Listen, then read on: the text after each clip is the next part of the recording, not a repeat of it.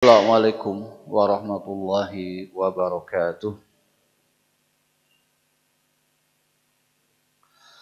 Innal hamdalillah nahmaduhu wa nasta'inuhu wa nastaghfiruh wa na'udzu billahi min shururi anfusina wa sayyiati a'malina. May yahdihillahu fala mudilla lahu wa may yudlilhu fala hadiyalah. Asyhadu an la ilaha illallah wahdahu la syarika lah wa asyhadu anna Muhammadan abduhu wa rasuluh. Allahumma salli wa sallim wa barik ala Muhammadin wa ala alihi wa sahbihi wa man tabi'ahum bi ihsanin ila yaumiddin. Ya ayyuhalladzina amanu taqullaha haqqa tuqatih wa la tamutunna illa wa antum muslimun. Amma ba'd. Hadirin jamaah salat subuh Masjid Nurul Iman yang saya hormati dan dimuliakan oleh Allah Subhanahu wa taala. Tentunya perasaan bersyukur dan berbahagia senantiasa kita harus ada di saat-saat terkhusus, ada waktu-waktu khusus yang dipilihkan oleh Allah Subhanahu wa taala untuk kita. Bulan Dzulhijjah 10 hari awal adalah hari-hari di mana amal soleh lebih dicintai oleh Allah daripada amal soleh di hari yang manapun. Maka tentunya sedikit amal soleh yang bisa kita lakukan di hari-hari seperti sekarang, insya Allah pahalanya luar biasa di sisi Allah Subhanahu wa ta'ala. Apalagi jika bisa melakukannya dengan banyak. Apabila amal-amal yang biasa tentu mudah saja, tetapi amal-amal khusus yang besar apalagi tentu memerlukan persiapan. Maka kita ingatkan yang belum berniat berkurban maka masih ada waktu.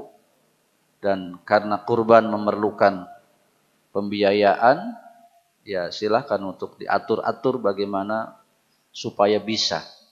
Karena yang awalnya nampaknya tidak bisa, bisa saja menjadi bisa kalau diatur-atur. Tiba-tiba ini yang harusnya dibeli ditunda dulu. Ya. Tiba-tiba ketemu celengan dan seterusnya. Ya silahkan. Nah, dianjurkan kita untuk terus berkurban di sepanjang tahun. Ya, sepanjang tahun. Setiap tahun ya, tidak berpikir bahwa kurban itu seumur hidup sekali. Baik, semoga kita dimudahkan oleh Allah Subhanahu wa taala menjalani hari-hari yang dicintai oleh Allah ini dengan ibadah yang maksimal dan pada akhirnya bisa berkurban. Baik, kita lanjutkan kajian rutin kita bab berikutnya dalam kitab Riyadhus Shalihin, yakni bab muraqabah. Maknanya seseorang merasa diri selalu diawasi oleh Allah Subhanahu wa taala. Yang tentu pengawasan Allah ini tidak mesti selalu yang terfikir adalah Allah mengawasi langsung. Meskipun memang itu ada juga merupakan tidak mustahil dan tentu Allah mampu. Dalam perkara ini terkadang Allah memberikan pengawasan kepada manusia berupa 2 malaikat pencatat, Raqibun Atid. Ya, itu juga bagian dari sisi pengawasan dari Allah Subhanahu wa taala kepada setiap kita. Tetapi hakikatnya apapun pada diri kita, pada makhluk Allah Subhanahu wa taala itu diketahui oleh Allah baik lahir maupun batin. Maka jika demikian adanya, sepantasnya kita senantiasa merasa diawasi oleh Allah Subhanahu wa taala. Ya. Sebagaimana jika dalam sebuah ruangan tertulis atau dalam sebuah tempat tertulis tempat ini diawasi dengan CCTV 24 jam. Kita benar gitu jalan ya tak CCTV 24 jam.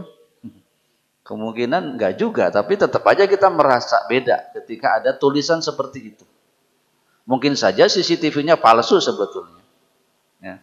Tetapi mungkin saja tetap akan kita merasa, bahwa ada pengawasan dari hanya sekedar tulisan itu dan ada benda yang kita kenali itu sebagai CCTV.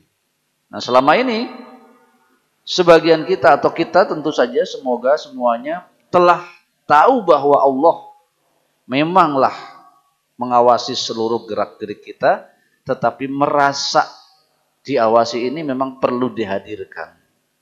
Kenapa? Karena Allah tidak terlihat. Ya. Tidak sebagaimana CCTV tadi yang nampak. Ya, maka inilah masalahnya, karena Allah tidak terlihat, maka meskipun kita sudah tahu bahwa iya Allah Subhanahu wa taala dengan segala macam keilmuan, dengan segala macam ketinggian, kemaha berilmunya, alim, ya, itu mengetahui keadaan diri kita, tetapi kita terkadang merasa tidak diawasi. Sehingga perbuatan kita dalam ibadah kurang maksimal, dalam hal kadang-kadang melanggar aturan Allah juga terasa mudah karena merasa atau tidak merasa, kurang merasa diawasi oleh Allah Subhanahu wa taala. Baik, untuk meyakinkan bahwa kita adalah benar-benar manusia yang senantiasa diawasi oleh Allah, maka perkara-perkara berikut yang disebut oleh Imam An-Nawawi rahimahullah dalam kitab Riyadhus Shalihin semoga mampu menggerakkan hati kita untuk meningkatkan perasaan diawasi oleh Allah Subhanahu wa taala. Perasaan muraqabah. Baik. Yang pertama, Imam An-Nawawi mencantumkan firman Allah Subhanahu wa taala tentang penglihatan Allah kepada siapapun. Jika dikatakan Allah melihat, maka maknanya maha melihat. Karena Allah berbeda dengan makhluknya. Penglihatan kita kalau diarahkan ke satu arah, arah lain tidak terlihat. Penglihatan kita terbatas dengan dinding, dengan penghalang. Tetapi tidak dengan penglihatan Allah Subhanahu wa taala dengan seluruh keagungan dan kebesarannya dan kemuliaannya. Allah Subhanahu wa taala berfirman, "Alladzi yaraka hina taqum."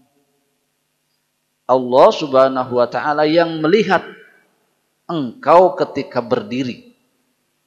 Maksudnya sholat. Ini penting karena terkadang kita pada saat sholat itu kurang khusyuk atau tidak khusyuk. Ya. Karena memang itu tadi kurang merasa diawasi. Ini jelas ayatnya disebutkan dalam Al-Quran, surah Asy-Syu'ara. Ya, 218, 219. Ya. Saya kira ini salah ya. Surah Asy-Syu'ara apa ada 200? Tapi kemungkinan besar 18 dan 19. Nanti dicek lagi, ini ngetiknya salah. Perasaan surah Asy-Syu'ara tidak sampai 200 ya Pak Riki? Apa ada? Ini kalau saya kadang-kadang ngerjakan seperti ini malam-malam, kemalaman, ngantuk dan seterusnya. Ya sangat mungkin salah ya. Baik, dan wataqallubaka fi sajidin, dan dia melihat seluruh pergerakan-gerakan badanmu di antara orang-orang yang sujud. Maksudnya pada saat sholat Allah menyaksikan diri kita, baik berdirinya, baik sujudnya, dan gerakan-gerakan. Maksudnya adalah terkadang orang-orang sholat itu melakukan gerakan-gerakan juga yang bukan gerakan sholat. Ya. Contohnya gagaro gitu ya. Atau apa saja, ada yang anak kalau anak kecil dia apapun dimainin ya, kancing pun dimainkan dan seterusnya. Nah, maksudnya adalah hati-hati dalam perkara seperti ini. Ketika sholat usahakan untuk betul-betul khusyuk, fokus, dan tidak melakukan banyak gerakan yang apalagi gerakan itu tidak perlu sama sekali. Ya. Kalaupun itu ada gatal dan lain-lain, kalau masih bisa tahan. Ya.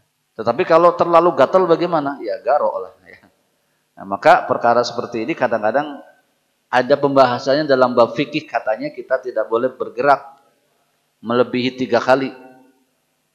Ya lihat situasinya, kalau memang nggak ada urusan banyak bergerak ya tidak boleh memang.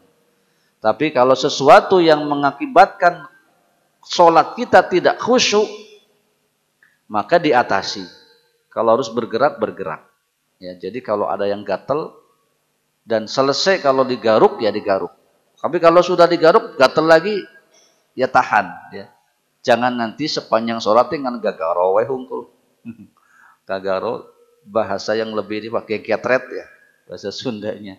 Ya sehingga nanti kalau sudah gagaro itu biasanya yang dirasakan kan ada feel-nya ya, gagaro itu ada rasanya. Ya nanti jadi sholatnya malah kabur, yang dirasakan hanya kenikmatan menggaruk itu.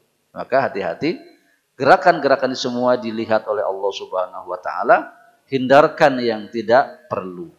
Ya. Yang perlu bergerak, ini mohon maaf, kadang-kadang kita nggak mau bergerak, padahal wajib bergerak. Kapan wajib bergerak, bapak-bapak sekalian? Kalau kita sholat berjamaah, saf kita terasa kurang rapat atau terlalu lebar celahnya sehingga cukup di situ 1 orang atau setengah orang, mestinya kita bergerak, geser. Gesernya kemana? Ke tengah. Jadi patokan sholat berjamaah itu tengah-tengah. Jadi yang dari sana geser ke kanan, yang dari sana geser ke kiri. Ketika harus merapatkan shaf. Ya. Kurang saja barangkali sebagian kita belum terbiasa antel tenaun. Nempel begitu ya. Kaki kita atau bagian bahu kita yang bagusnya sampai nempel, Pak. Ya, rapatnya shaf itu sampai nempel bagian kaki, bagian bahu. Tapi kalau terlalu nempel kemudian sholat tidak khusyuk karena tidak terbiasa, ya jangan terlalu longgar sehingga masuk setengah orang atau anak kecil. Ya. Mepet, geser, tidak apa-apa. Kalau satu geser, geser semua, jangan hare-hare. Kawan kita geser, kita cicing wae, ya sama saja tuh. Jadi kalau satu geser, geser semua untuk merapatkan shaf, dan itu boleh dilakukan tatkala dalam sholat, nggak apa-apa. Pergerakan yang seperti itu dilihat oleh Allah dan disukai karena menutup celah itu bagian dari kewajiban. Ya. Apalagi satu orang keluar karena batal atau karena anak kecil main-main, ya awalnya sholat, habis itu dia mundur, ya kita geser menutup shaf. Ya. Itu aturannya seperti itu, maka pergerakan-pergerakan yang seperti ini dilihat oleh Allah tapi disukai karena merupakan hal yang dituntut. Adapun yang tadi ya, gagaro, kemudian anak-anak remaja yang punya jerawat biasanya. Jerawatnya kan resepnya dicoo gitu ya. Itu kadang tidak sadar gitu terus sambil sholat ini tidak diperkenankan. Itu diperhatikan oleh Allah dan gerakan dihindarkan yang tidak perlu dan yang perlu dikerjakan. Baik. Ayat kedua, surah Al-Hadid ayat keempat, wa huwa ma'akum aina ma kuntum. Ini yang suka disalahfahami ketika ditanya Allah itu ada di mana? Jawabannya Allah itu di mana-mana. Apa dalilnya ini dia? Wa huwa ma'akum aina ma kuntum, dan dia bersamamu di mana saja kamu berada. Artinya kita ada di Bandung, Allah di Bandung. Ada di Jakarta, Allah ada di Jakarta. Dan masing-masing kita kan beda. Ya. Akan menjadi puyeng kalau kita memikirkan bahwa disebut atau diterjemahkan ayat ini, ditafsirkan ayat ini, keberadaan Allah sesuai dengan keberadaan diri kita. Pada jumlah kita sangat banyak. Terus Allah yang bersama saya di Bandung dan Allah yang bersama orang tua saya di Jawa sana, apa beda? Nanti akan muncul seperti itu.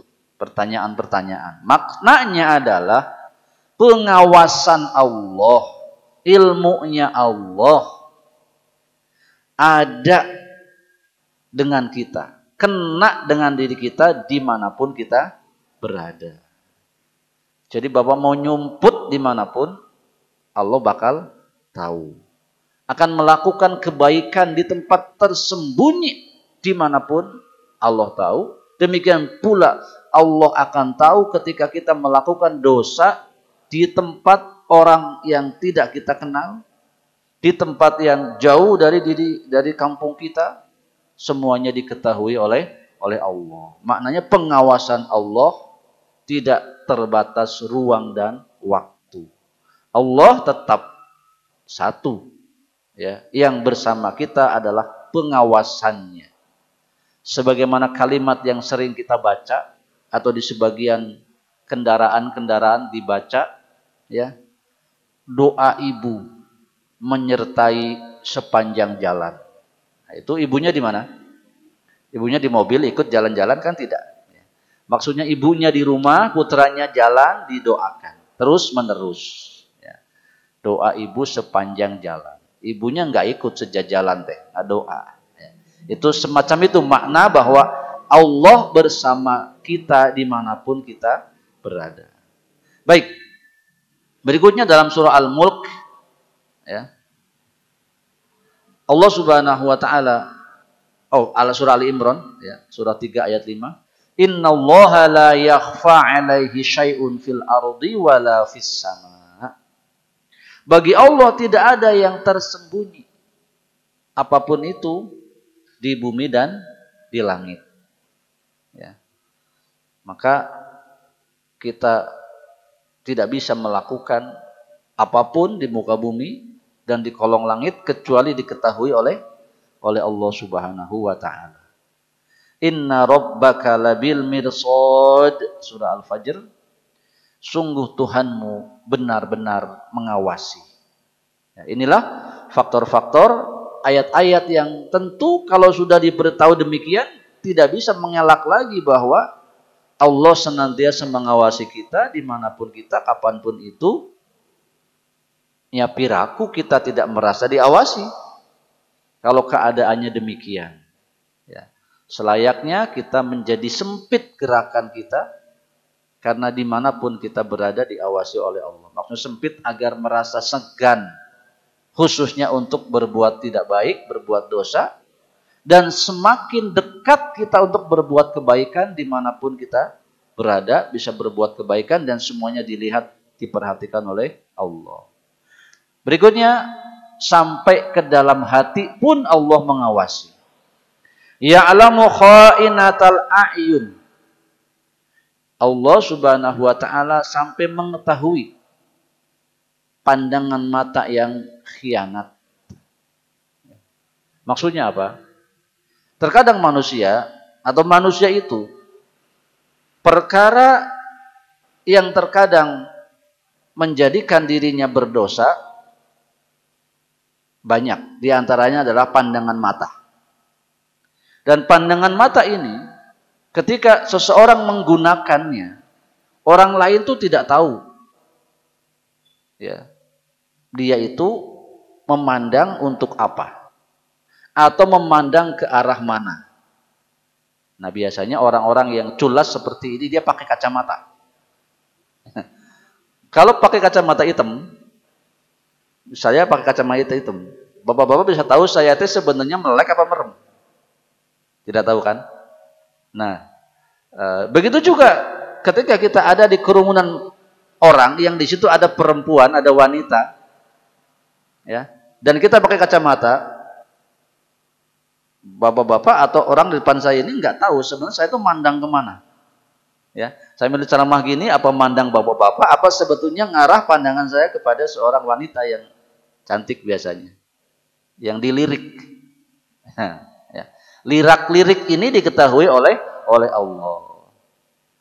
Bapak-bapak semoga jangan. Katanya laki-laki mah ya, katanya dia punya istri cantik, ya, jalan sama istrinya ke arah ramai orang, tetap aja tuh matanya kadang-kadang katanya lirak-lirik. Nah, lirak-lirik itu apa dia diketahui oleh istrinya? Tidak kan? Jadi berkhianat dengan matanya. Ya. Jalan sama istri tapi matanya menatap yang lain. Ya. Ini memang demikian adanya, Maka hati-hati terhadap pandangan mata karena ia diawasi oleh Allah. Apalagi yang suka pakai kacamata. Ya. Taib. Dan kadang-kadang seorang penceramah juga untuk menyembunyikan ketidakpedeannya dia pakai kacamata. Tukang mengemis ya, tukang ngamen itu sebagian untuk menyembunyikan ketidakpedeannya dengan kacamata. Karena dia bisa melakukan aktivitasnya dengan memalingkan pandangannya ke arah lain yang membuat dirinya grogi. Ya, inilah mata kita. Maksudnya adalah manusia memang seperti itu, terkadang berkhianat dengan pandangan matanya dan itu diketahui oleh Allah.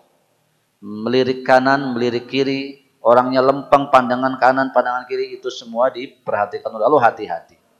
Wa ma tukhfi as-sudur. Wa ma tukhfis sudur, dan juga mengetahui apapun yang disembunyikan di dalam hati. Maksudnya perkara niat nanti perlu diperbaiki. Ya. Kita semua datang ke masjid, kalau ditanya rata-rata jawabannya mau sholat, mau ibadah. Ya, tapi yang dalam hati belum tentu. Ya mohon maaf, bisa jadi di ruangan sana istirahat susah Pak ya, di rumah sakit. Nungguin pasien kan. Kanan sakit, kiri sakit. Ya, mau selonjor aja susah karena di bagian ruangan yang sempit barangkali. Kamar kita istirahat. Ya, kadang niatnya seperti itu, tidak masalah. Ya. Tidak dosa pula ya. Tetapi nanti ada yang perkaranya memang dosa. Dia pergi ke masjid, niatnya untuk dipuji orang. Agar dinilai sebagai orang yang taat beribadah dan seterusnya. Ini masalah yang ada di dalam hati. Apalagi orang datang ke masjid dengan niat ambil yang baik, buang yang buruk. Pengajian Pak itu Pak. Sanes pengajian ya tambah menukar sendal Pak. Dia punya sendal jelek ditukar dengan yang baik, itu bahasanya ambil yang baik, buang yang buruk. Komono gitu mah. Ini tentu diketahui oleh Allah, ini perkara kejahatan dan dosa yang pantas untuk dihindarkan. Baik, itu beberapa ayat. Masih banyak tentu saja. Ya. Kadang-kadang kita kalau baca kitab, kenapa hanya ini yang disebut? Ya. Kita katakan ini penulis itu menulis. Kalau penulis zaman dulu para ulama itu tidak seperti sekarang. Karena tulisannya ingin terjual, ingin dibaca banyak orang, dan seterusnya. Sehingga dicari sebanyak-banyaknya kata-kata, kalimat-kalimat yang mendukung kepada apa yang akan disampaikan. Kalau ulama terdahulu, bahasa gampangnya sakur nuka inget. Tulis. Jadi ada yang tidak teringat dan tidak tertulis. Termasuk pendalilan-pendalilan dalam kitab ini terkadang kok cuma sedikit ya. Padahal terlalu banyak ayat-ayat yang mengatakan perkara yang demikian. Tapi dicukupkan beberapa ayat saja. Imam An-Nawawi rahimahullahu ta'ala mencantumkan dalil-dalil dasar-dasar bahwa Allah subhanahu wa ta'ala maha melihat, maha mengawasi. Berikutnya masuk kepada hadis. Hadis yang cukup panjang. Ya. Ini disebut hadis Jibril. Ya, seperti apa nanti hadis Jibril nanti kita perhatikan. Taib. Kita tahu bahwa dari kecil kita diberitahu oleh guru kita rukun Islam ada berapa? Ada 5 ya Pak ya. Rukun iman ada 6. Dari mana tahu? Kebanyakan orang geleng-geleng kepala. Enggak tahu ya, dulu bu guru ngomong kayak gitu ya kita ikuti saja. Ya. Kita perlu paham bahwa segala sesuatu yang diucapkan di dalam agama ini perlu dasar. Dasarnya apa Anda berkata begini? Benar apa salah? Ya, maka inilah hadis panjang yang menyebutkan poin per poin rukun Islam, rukun iman. Disebut oleh Nabi SAW. Baik seperti apa kisahnya? Ini seperti kisah dan memang kisah. Melibatkan Nabi, para sahabat. An Umar bin Al-Khattab radhiyallahu anhu qala, dalam naskah yang lain ya, an Amiril Mukminin Abi Hafsin Umar bin Al-Khattab radhiyallahu anhu, disebut lengkap. Di sini langsung An Umar bin Khattab radhiyallahu anhu. Dari Umar bin Khattab radhiyallahu anhu. Qala, beliau berkata, bainama nahnu julusun inda Rasulillah sallallahu alaihi wasallam dzata yaumin. Tatkala kami duduk-duduk bersama Rasulullah sallallahu alaihi wasallam pada suatu hari. Ya. Kalau terjemahan Indonesia dibalik, pada suatu hari kami duduk-duduk bersama Nabi sallallahu alaihi wasallam. Kemudian terjadi satu peristiwa, idh-tala'a alaina rajulun.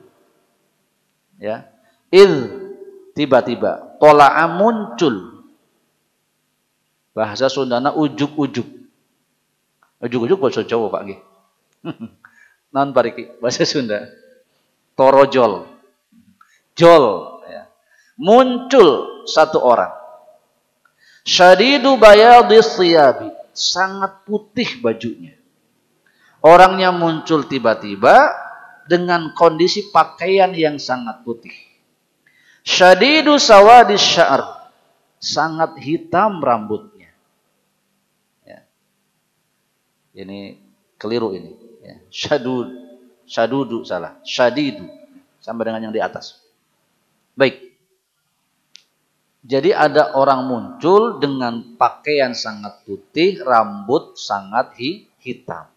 La yura alaihi atharus safar. Tidak diketahui padanya bekas perjalanan. Wala ya'rifuhu minna ahadun, tapi kami pun tidak ada yang kenal satupun. Maksudnya, kalau dia orang dikenal, berarti kan dikenali ya. Orang deket lah gitu. Wajar kalau penampilannya klimis kayak gitu. Lah ini orang tidak dikenal, tapi muncul dan tidak ada tanda-tanda dia habis perjalanan. Yang maksudnya perjalanan di masa itu di kondisi padang pasir mestinya kusut kusai. Bajunya kusut, ya, rambutnya acak-acakan dan berdebu. Maksudnya ini yang menjadikan keanehan. Ya.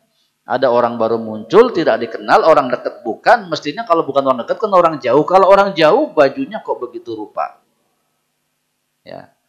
Taib, muncul keanehan lagi. Hatta jalasa ilan Nabi sallallahu alaihi wasallam. Lajeng anjeunna calik yang hareup ka Nabi sallallahu alaihi wasallam. Duduk mendekati Nabi sallallahu alaihi wasallam. Fa asnada rukbataihi ila rukbataihi. Kemudian menempelkan lututnya pada lutut Nabi. Adek. Paharep-harep tentu saja. Menempelkan lutut dengan lutut. Ya. Kalau di masa sekarang Pak, ada orang setinggi jabatan Nabi Shallallahu Alaihi Wasallam, ya, para Habib Pak, ya, yang keblinger, saya berani mengatakan keblinger, itu meminta anak buahnya sujud atau rela anak buahnya sujud di hadapannya, mencium kakinya. Ya. Nabi tidak pernah diseperti itu kan oleh para sahabatnya, bahkan oleh orang yang tidak dikenal. Ya. Dan orang ini duduk di hadapan Nabi dengan cara begitu, tidak cukup menempelkan lutut dengan lutut, wa wada'a kaffaihi ala fakhidaihi. Lanjut berikutnya menempelkan kedua telapak tangannya di paha Nabi. Teu ngajak salaman heula, teu cium tangan heula. Ya. Kalau di masa sekarang marah, yang marah anak buahnya biasanya, satpamnya, apa namanya, laskarnya. Ya. Taib. Lanjut, kemudian waqala, kemudian berkata, ya Muhammad, wahai Muhammad. Perhatikan ini bapak-bapak sekalian, kita ingin meluruskan sebagian kita yang menyalahkan orang lain tatkala mengucapkan nama Nabi tidak menggunakan Sayyidina. Ya. Ini perkara yang tidak biasa Pak di Arab itu. Jadi nggak apa-apa. Kalau mau pakai Sayyidina silahkan. Yang tidak pakai jangan suka disalah-salahin Pak. Kenyataannya dalam hadis-hadis Nabi Tidak ada kalimat itu. Bahkan orang yang tidak dikenal panggil Nabi, bayangkan, ya Muhammad. Te Nabi, te Rasul, tepak, tidak pakai apa-apa. Dan itulah kebiasaan Arab. Ya, maka jangan tersinggung nanti kalau datang ke Arab kita dipanggil nama saja. Mau di orang mah akang gitunya, Mas. Itu mah teu usum, Pak. Di Arab. Jadi lain ladang, lain belalang. Kebiasaan di Arab memang begitu. Ya, bukan berarti saya menganjurkan tidak menghargai orang, tapi sebagian kita terlalu berlebihan dan tidak tahu sejarah asal-usul dan kebiasaan orang, sehingga ketika seperti saya penceramah, ketika tidak menggunakan Sayyidina dalam kalimat Muhammad suka dicela. Dibilang kurang ajar dan seterusnya. Ya memang begitulah. Di masa Nabi, kepada Nabi orang yang tidak dikenal, bahkan nanti ada Badui pun begitu, ya Muhammad. Dan demikian pula orang-orang kepada Abu Bakar, ya Aba Bakrin, ya Umar, ya Ali. Ya. Terus bagaimana kita menghormatinya dengan hal seperti itu? Tentu ketika kepada Nabi Muhammad, penghormatannya adalah kita bersolawat. Kita katakan, sallallahu alaihi wasallam, itu mah nilainya ibadah.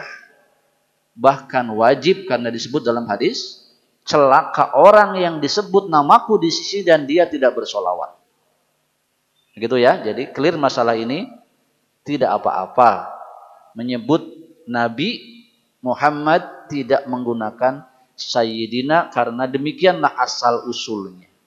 Ya.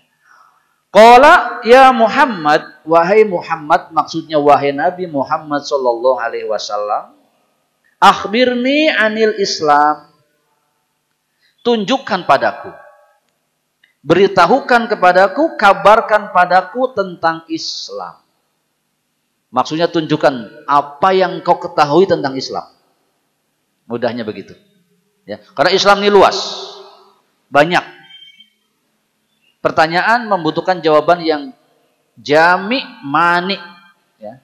Kata orang usul, ya, kata orang-orang berpendidikan dalam Islam, ketika memberikan satu istilah itu harus jami mani. Sedikit terkumpul yang penting dan terbuang yang tidak penting. Itu jami mani. Jadi kalau ditanya orang, Pak, yang paling bijaksana itu satu kalimat yang mencakup hal yang dibutuhkan dan menghindarkan hal yang dilarang. Ya. Baik. Apa kata Nabi Shallallahu Alaihi Wasallam? Faqala Rasulullah Shallallahu Alaihi Wasallam, al-Islamu, Islam itu adalah antashhada alla ilaha illallah wa anna Muhammadan Rasulullah. Islam itu satu, engkau bersyahadat dengan kalimat asyhadu alla ilaha illallah wa asyhadu anna Muhammadar Rasulullah. Ya, ini kenapa ada Muhammadan, Muhammadun, Pak? Ini kalimat masalah bahasa. Ya, kalau kita sebut ya, asyhadu alla ilaha illallah wa asyhadu anna Muhammadan. Nah, Muhammadan itu karena anna. Kalau langsung Muhammadun, Muhammadur Rasulullah. Ya. Taib. Kemudian wa tuqimas shalah, engkau mendirikan salat. Wa tu'tiyaz zakat, engkau membayar zakat. Wa tasuma Ramadan, dan puasa di bulan Ramadan. Ya, jadi urutan di hadis ini, nanti hadis lain urutannya beda sedikit.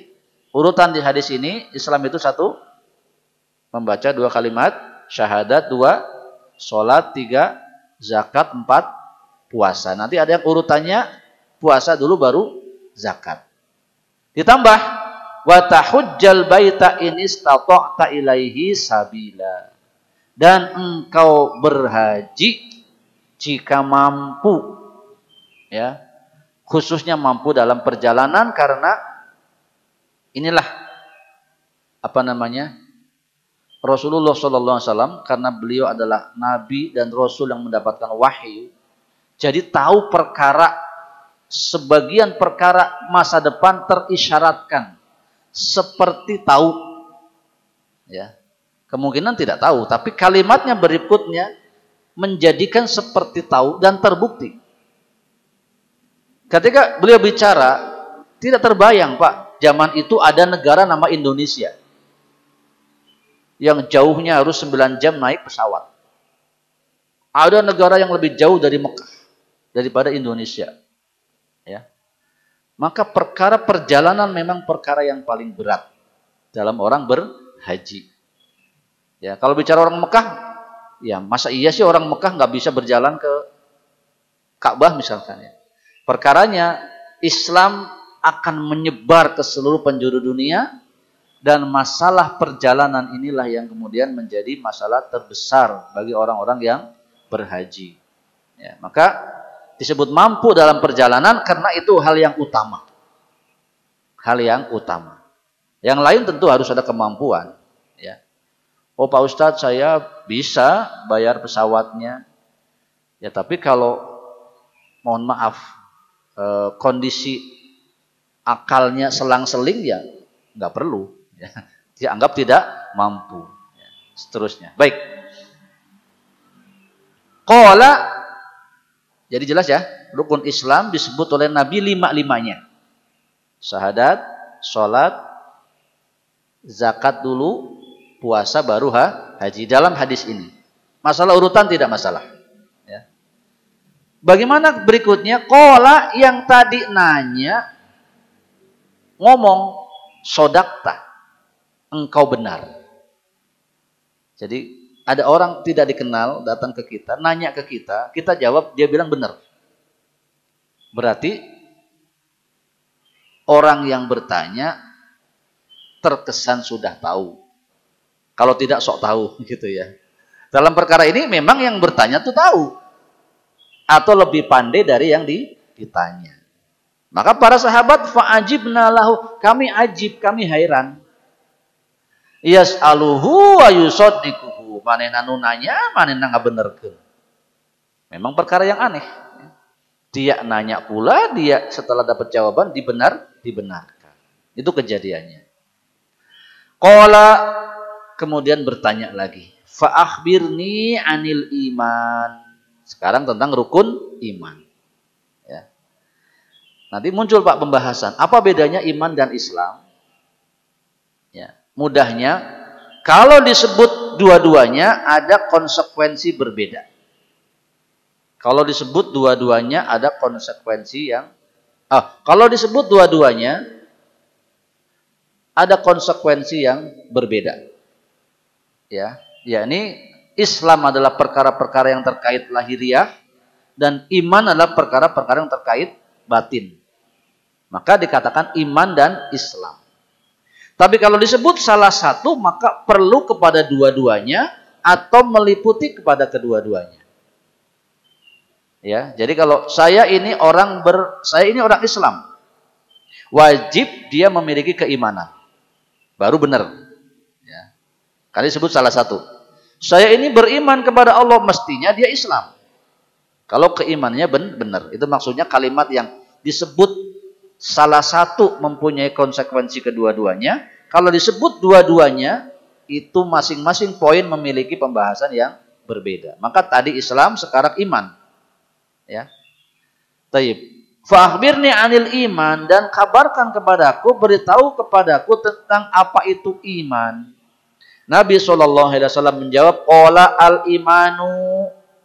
Dalam hadis yang lain di sini tidak ada langsung antu'mina billahi, yaitu engkau beriman kepada Allah satu, wa malaikatihi yang kedua kepada malaikat, yang ketiga wa kutubihi, yang keempat wa rusulihi, yang kelima wal yaumil akhir, hari akhir, hari kiamat, yang terakhir wa tu'mina bil qadari khairihi wa syarrihi, iman kepada takdir yang baiknya dan buruknya. Itulah poin 6 rukun iman yang disebut oleh Nabi SAW secara berurutan langsung.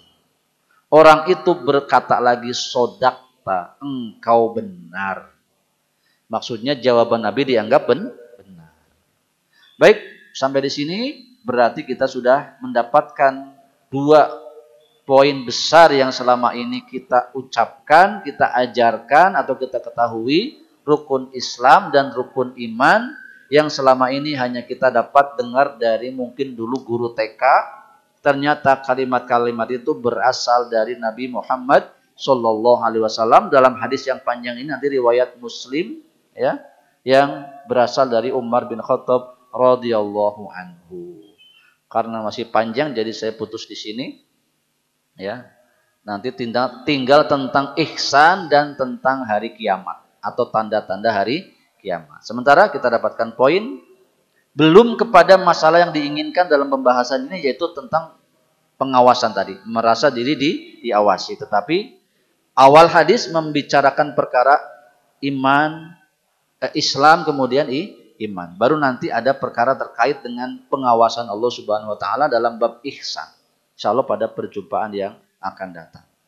Baik, demikian pada pagi hari ini kita simpulkan. Di awal tadi kita sampaikan ayat-ayat yang memberitahukan kepada kita tentang maha mengawasi Allah Subhanahu Wa Taala. Maka sebaliknya kita pun tentu harus merasa diawasi senantiasa oleh Allah Subhanahu Wa Taala. Kemudian kita dapatkan hadis tentang rukun Islam, rukun iman. Nanti ini disebut hadis Jibril. Kenapa? Orang yang bertanya-tanya itu nanti ternyata malaikat Jibril. Itu pada endingnya nanti.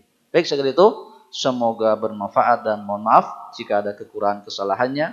Saya tutup. Subhanakallahumma wa bihamdika asyhadu an la ilaha illa anta astaghfiruka wa atubu ilaik. Assalamualaikum warahmatullahi wabarakatuh.